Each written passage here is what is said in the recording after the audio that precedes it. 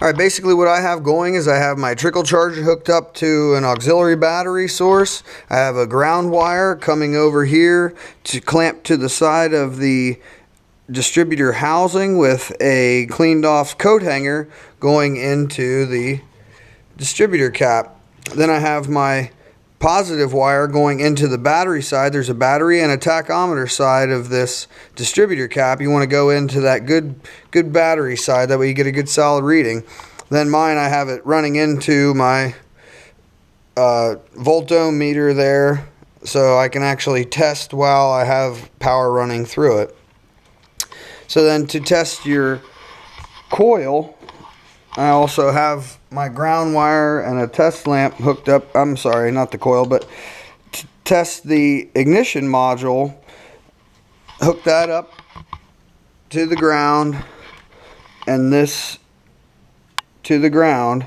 And when you're getting power inside that light, it should light up. Now that's giving you your switching signal just like it would on something with points.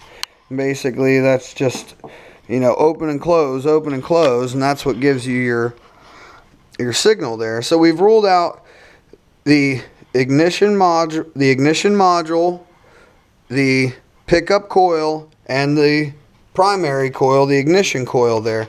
Other than that, the other thing you'd want to check is on the front of these. Sometimes you'll get a carbon buildup, so make sure the end of your rotor is clean. That way it's making a good contact with the inside of the spark plug distribution center. So then the other thing is, the one that gave me the problem is you have this on an ignition spark or electronic spark module.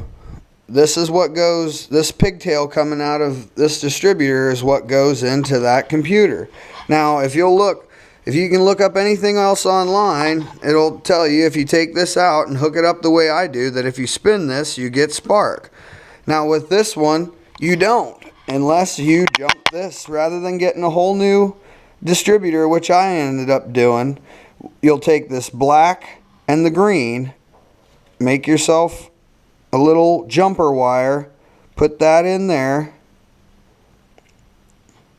bridge the black and green. Now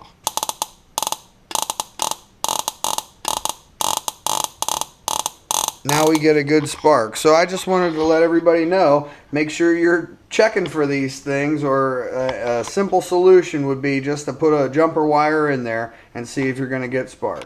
Alright, I hope that helps y'all out. Take it easy.